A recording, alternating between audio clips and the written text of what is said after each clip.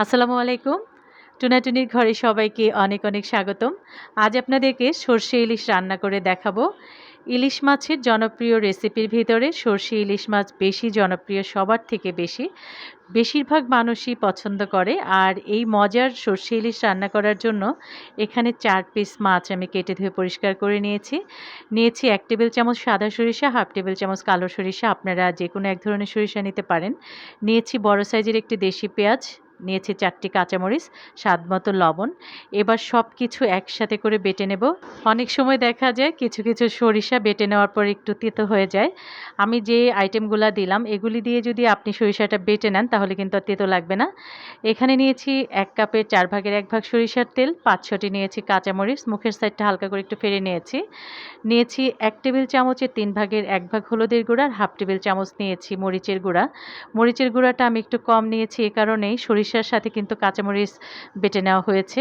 এজন্য একটু বুঝে দিতে হবে মরিচটা। এ পর্যায়ে পেঁয়াজ, মরিচ, লবণ দিয়ে সরিষা বাটাটা দিয়ে দিচ্ছি। দিয়ে দিতে হবে হলুদের গুঁড়া, মরিচের গুঁড়া যা নিয়েছিলাম। আর ধনিয়া, জিরা এত কিছু ব্যবহার করলে কিন্তু আর সরষে ইলিশটা খেতে ভালো লাগে না। স্বাদ মতো লবণ দিয়েছি। আর যে তেলটা নিয়েছিলাম সেখান থেকে আমি অর্ধেক তেল দিয়ে খুব ভালো করে মেখে নেব। তারপর আধা ঘন্টার জন্য রেখে দিচ্ছি।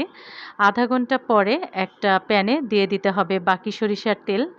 সরিষার তেলটাকে খুব ভালো করে গরম করে নেবেন, না হলে কিন্তু মাছ ভাজাটা ভালো হবে না।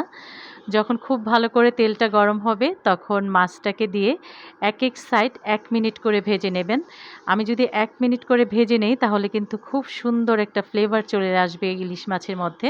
এবার মাছগুলিকে আবারও উল্টে দিতে হবে। খেয়াল রাখবেন যেন ভেঙে না যায়। ভেঙে গেলে আমার খুবই কষ্ট লাগে। মাছ যদি ভাঙে আমার মনটাই ভেঙে যায় আসলে। তো উল্টে নেওয়ার পর দিয়ে দিতে হবে পরিমাণ মতো পানি। অনেকে দেখা যায় ঝোল খেতে পছন্দ করে সরষে ইলিশ।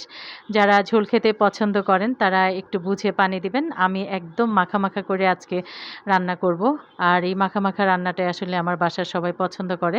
তো মাছগুলিকে উল্টে আবারও ঢেকে দিচ্ছি। আর তখনই ফিরে আসব যখন আমি যেরকম ঝোল রাখতে চাই ওই পর্যায়ে যাবে। মাঝখানে ঢাকনা খুলে আরও একবার নেড়ে দিতে পারেন।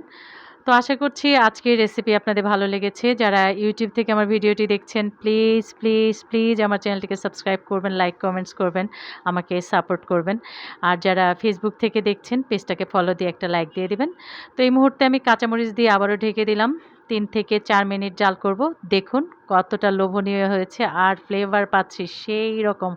খুবই মানে আমার একদম জিভে জল চলে আসছে এটার ঘ্রাণে। তো আজ এই পর্যন্তই। আল্লাহ হাফেজ।